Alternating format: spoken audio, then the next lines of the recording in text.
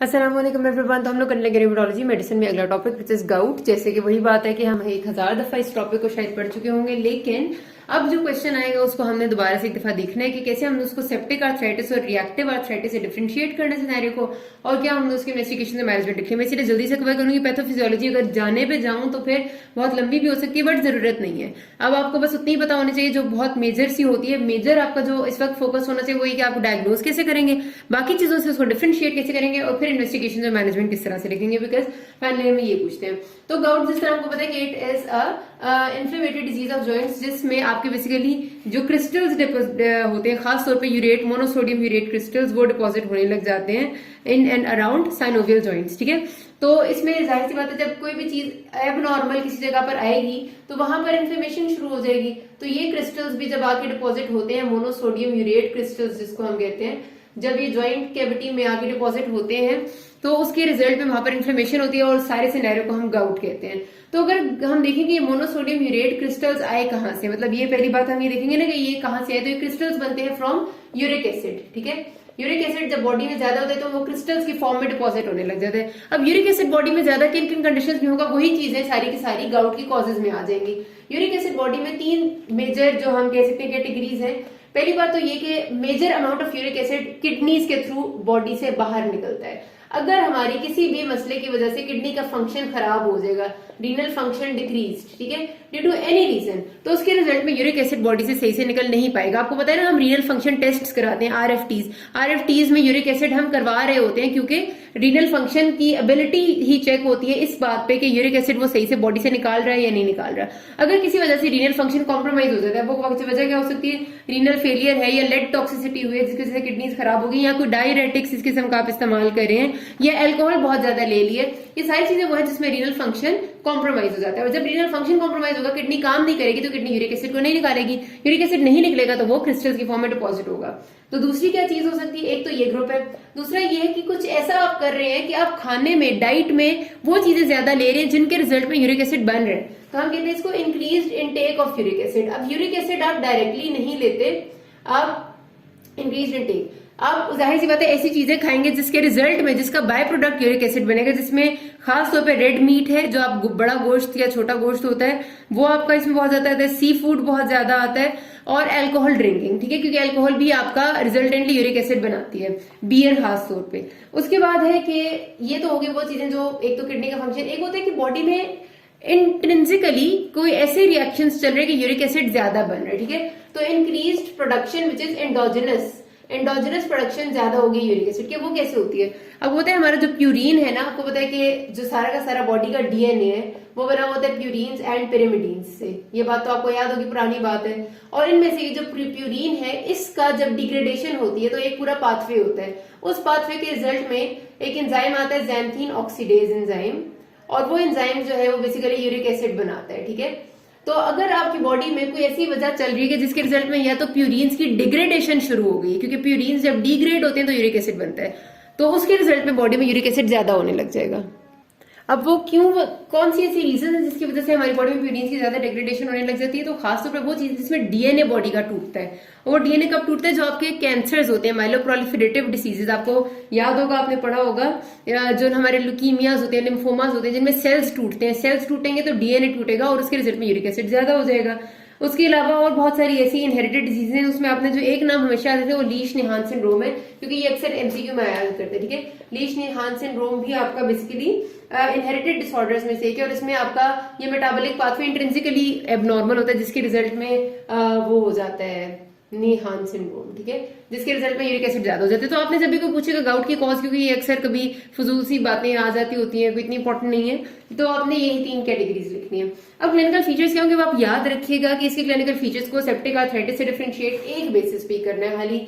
देखें, ये भी जब एक्यूट गाउट का सिनेरियो आता है ना हमारे पास, तो वो यही होता है कि सडन ऑनसेट ऑफ पेन शुरू होता है, सडन ऑनसेट, एक्सक्रूशिएटिंग पेन होगी, इतना दर्द होगा कि बंदा कहेगा कि मेरे अचानक से सोते हुए आंख खुल गई है और चीज क्या, मेरी जो बिस्तर है वो भी टच नहीं किया जा रहा ऊपर, मतलब वो एकदम से हर चीज हटा देते हैं, मूवमेंट तो पॉसिबल ही नहीं है, और जॉइंट जो है वो स्वॉलन भी हो जाता है एंड टेंडर भी हो जाता है। अब वो जो रेड हॉट वाली बात है ना, वो नॉर्मली इसके साथ नहीं लिखते, इसमें कोई शक नहीं कि यहाँ पर भी क्योंकि एक्यूट इन्फ्लेमेशन होती है तो ज्वाइंट में थोड़ा सा एरिथमा, थोड़ी सी रेडनेस आ जाती है, जो स्किन है ओवरलाइंग वो थोड़ी सी रेड हो जाती है, शाइनी हो जाती है, लेकिन वो हमें आसानी देने के लिए अक्सर औकात जो एक्यूट गाउट का सिनेरियो आता है उसमें कहते हैं कि patient presented with sudden excruciating pain in the joint which was and joint is swollen tender to touch, इस तरह का बता देते हैं, लेकिन रेड हॉट नहीं कहते। रेड हॉट क्योंकि जब आ जाता है ना तो फिर आपका सिनेरियो चला जाता है उस तरफ, सेप्टिक की तरफ। दूसरी बात, आपका जो ये गाउट है, आपको पता है कि जो आपका पॉम का जो बिग टो का ज्वाइंट है, फर्स्ट मेटा ये टार्सल जो ज्वाइंट है आपका, बिग टो का जो ज्वाइंट होता है, ठीक है, ये वाला सबसे कॉमनली ये इफेक्ट हो रहा होता है। तो अगर आपके पास सिनेरियो आता है ना कि patient presented with the sudden onset of pain in metatarsophalangeal joint और साथ उसको कहते हैं कि साथ वो स्वॉलन भी था, टेंडर भी था, तो फिर आपने अगर इस ज्वाइंट की बात आ जाए तो इस ज्वाइंट के साथ सबसे ज्यादा एसोसिएशन गाउट का ही है, फिर आपने गाउट की तरफ ही जाना है। और नॉर्मली वो रेडनेस और हॉटनेस का जिक्र करते भी नहीं और ना वो सिस्टेमिक फीचर्स बताते हैं कि फीवर था, माइल्जियास थे। अब ये बात याद रखिएगा क्योंकि ये भी गाउट कर एक्यूट इन्फ्लेमेशन जब कर रहा होता है ना एक्यूट गाउट के पेशेंट्स को, साथ फीवर, डिलीरियम, इस किस्म की बातें हो सकती हैं, लेकिन नॉर्मली वो सिनेरियो में नहीं बताते क्योंकि वो चीजें हो जाएगी तो फिर ज्यादा सेप्टिक की तरफ हमारा ध्यान जाएगा। लेकिन एक बात तो आपने कंफर्म रखी है, अगर सिनेरियो में ये वाला ज्वाइंट है एंड फीचर्स है कि पेन, रेडनेस, सडन ऑनसेट है, शदीद पेन है, एरिथमा है, रेस्ट्रिक्टेड मोबिलिटी है, तो आपने गाउट करना है। अगर आपके पास नी ज्वाइंट है और वो कहते हैं सडन ऑनसेट है, pain, redness, swollen, tender, hot है और साथ रिस्ट्रिक्टेड मूवमेंट है और फीवर है, तो फिर आपने सेप्टिक करना है। तो ये ज्वाइंट्स की बेसिस पे तो बात याद रखिएगा। वैसे मैं आपको बता दूं कि रेड हॉट यहाँ पर हॉटनेस नहीं होती इतनी, रेडनेस हो सकती है, फीवर भी हो सकता है, लेकिन नॉर्मली सिनेरियो में नहीं बताया करते, ठीक है। और फर्स्ट मेटाटार्सोफेरेंजियल जॉइंट है तो आपने बस गाउट करना है, दैट्स इट। इसमें फिर आपने कोई दूसरी बात नॉर्मली नहीं सोचनी होती। तो ये क्लिनिकल फीचर्स इन्वेस्टिगेट आप कैसे करेंगे, इसमें आपने जॉइंट एस्पिरेशन करनी है। जब जॉइंट फ्लूइड को एस्पिरेट करेंगे तो अंदर से आप आराम से माइक्रोस्कोप के नीचे मोनोसोडियम यूरेट क्रिस्टल्स देख सकते हैं बाकायदा, तो आपको कंफर्म हो जाता है। उसके अलावा जो पेशेंट्स होते हैं ना क्रॉनिक गाउट के, उनमें आहिस्ता आहिस्ता क्या होने लग जाता है कि जो क्रिस्टल्स है, क्योंकि यूरिक एसिड तो ज्यादा है और यूरिक एसिड के क्रिस्टल्स बन रहे हैं, वो सिर्फ जॉइंट कैविटी के अंदर नहीं रहते बल्कि साइनोवियल मेम्ब्रेन पे, साइनोवियल फ्लूइड में, और उसके बाद आहिस्ता आहिस्ता जॉइंट की जो बाहर वाले एरियाज हैं यानी टेंडन, लिगामेंट्स, उसमें और फिर स्किन के नीचे भी डिपॉजिट होने लग जाती है। तो एक जो पेशेंट है ना उसका ये वाला एरिया विजिबली देखने में ही बिल्कुल डिफॉर्म हो जाता है, सूजा हुआ और टेढ़ा मेढ़ा सा अजीबो गरीब सा हो जाता है। मतलब आपको विजिबली ये सारा एरिया खराब नजर आता है कि जैसे स्किन के नीचे कोई चीज पड़ी हुई है। तो स्किन के नीचे बेसिकली सारे मोनोसोडियम यूरेट क्रिस्टल्स डिपॉजिट हो जाते हैं और ये होता है क्रॉनिक गाउट के पेशेंट्स में, जिन्हें लॉन्ग स्टैंडिंग गाउट है और जिनका यूरिक एसिड लेवल कम नहीं होता। तो ये जो कंडीशन बन जाती है इसको टोफस कहते हैं, ठीक है। सिंगल होता है तो टोफस कहते हैं, एक से ज्यादा होता है तो टोफाई कहते हैं। तो याद रखिए कि tophi is a feature of chronic gout, acute का नहीं है। उसके अलावा इन्वेस्टिगेट हमने क्या कराना है, रीनल फंक्शन टेस्ट कराएंगे, यूरिक एसिड का लेवल देखेंगे। अक्सर याद रखना है कि एक्यूट गाउट जब होता है ना, एपिसोड आई भी होती है, उस वक्त यूरिक एसिड का लेवल नॉर्मल हो चुका होता है क्योंकि यूरिक एसिड सारा का सारा क्रिस्टल्स की फॉर्म में कन्वर्ट होकर डिपॉजिट हो चुका होता है। तो एक्यूट गाउट में अक्सर यूरिक एसिड नॉर्मल मिलेगा आपको।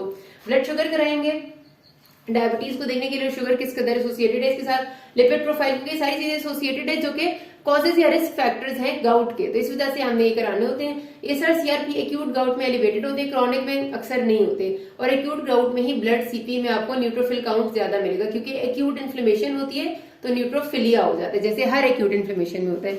और ये एक्सरेज ऑफ द जॉइंट आप कराएंगे तो नॉर्मली एक्यूट गाउट में कभी कभार कुछ भी नहीं होता, लेकिन क्रॉनिक गाउट में जहां टोफाई होते हैं वहां आपको क्रिस्टल्स की वजह से डिफॉर्मिटीज नजर आती हैं, ठीक है। अब मैनेजमेंट भी हम इसी तरह से देखते हैं कि एक्यूट एपिसोड की मैनेजमेंट क्या है, क्रॉनिक की। अब हमें एक बात याद रखनी है कि हमारी कुछ ऐसी शॉर्ट बुक्स हैं जिनमें थोड़ा सा डिफरेंस लिखा हुआ है। मैं जो वीडियो बना रही होती हूँ या मैं आपको जो बताती हूँ वो डेविडसन से बताती हूँ, डेविडसन आपकी रेफरेंस बुक है। अगर आप डेविडसन की कोई बात कहीं पर कोट करते हैं तो आप उसको जस्टिफाई कर सकते हैं कि हाँ भाई ये बुक में लिखी हुई थी, लेकिन अगर आप किसी शॉर्ट बुक की बात को कोट करेंगे तो कोई आपकी बात मानने से इनकार लाजमी कर देगा। तो आप एक बात याद रखिएगा कि एक्यूट गाउट में ना जो शॉर्ट बुक्स हैं उनमें अक्सर जगह पर लिखा हुआ है कि फर्स्ट लाइन ड्रग एनसेड है, ठीक है, लेकिन यहाँ पर उन्होंने डेविडसन में ये बात लिखी है कि फर्स्ट लाइन ड्रग जो एक्यूट गाउट की है वो कोल्चिसिन है। तो आप ये बात याद रखिएगा कि आपने भी इसको कोल्चिसिन ही करना है, बेशक और जो मर्जी हो जाए। डेविडसन की अकॉर्डिंग चलेंगे तो नंबर आपके आप जस्टिफाई कर सकेंगे, ठीक है। तो डेविडसन सेज के एक्यूट गाउट में सबसे पहले आप कोल्चिसिन देते हैं। कोल्चिसिन भी आपकी न्यूट्रोफिल असेंबली को बेसिकली रोकने वाली एक ड्रग है। तो एक्यूट गाउट में क्योंकि न्यूट्रोफिल्स ही सारा एक्शन कर रहे होते हैं ना, बहुत इन्फ्लेमेशन कर रहे होते हैं, तो उनको रोक देती है। तो आपने ये देनी होती है फर्स्ट लाइन के तौर पे। उसके बाद सेकंड में आपने फिर ओरल एनसेड्स देनी है। एनसेड्स भी आपको पता है एंटी इन्फ्लेमेटरी ड्रग्स हैं। एक बात याद रखिएगा कि जब भी एक्यूट गाउट का पेशेंट आता है तो उस वक्त हमारा मकसद उसका यूरिक एसिड लेवल लो करना नहीं होता, हमने उसके यूरिक एसिड लेवल को नहीं छेड़ना। उस वक्त हमारा मकसद होता है सिर्फ और सिर्फ उसकी एक्यूट इन्फ्लेमेशन को रिजॉल्व करना। ये बहुत इंपॉर्टेंट बात है। और क्रॉनिक गाउट का जब पेशेंट आएगा जो कि वेल सेटल्ड है इस वक्त, लेकिन उसके जॉइंट्स में टोफस बनने लगे, उसमें हमने यूरिक एसिड के लेवल को कम करने वाली ड्रग्स देनी है। तो यूरिक एसिड लोअरिंग ड्रग्स कभी भी एक्यूट गाउट में नहीं देते। एमसीक्यू का सवाल है, वाइवा का सवाल है और रिटर्न का सवाल है, ठीक है, नहीं देते।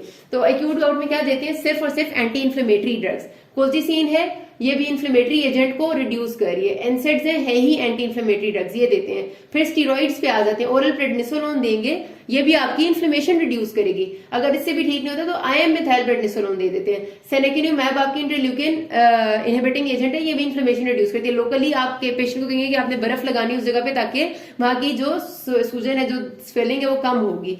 और जो बड़े जॉइंट्स अगर इन्वॉल्व हो रहे हैं गाउट में, तो हम जॉइंट एस्पिरेशन करते हैं, जहां पर वैसे ठीक नहीं हो रहे होते, रेजिस्टेंट होते हैं, तब जरूरत पड़ती है। और फिर हम साथ उसके क्या करते हैं, उन बिग जॉइंट्स में हम स्टीरॉइड का इंजेक्शन जॉइंट के अंदर देते हैं, अगर इन्फ्लेमेशन रिजॉल्व नहीं हो रही होती, ठीक है।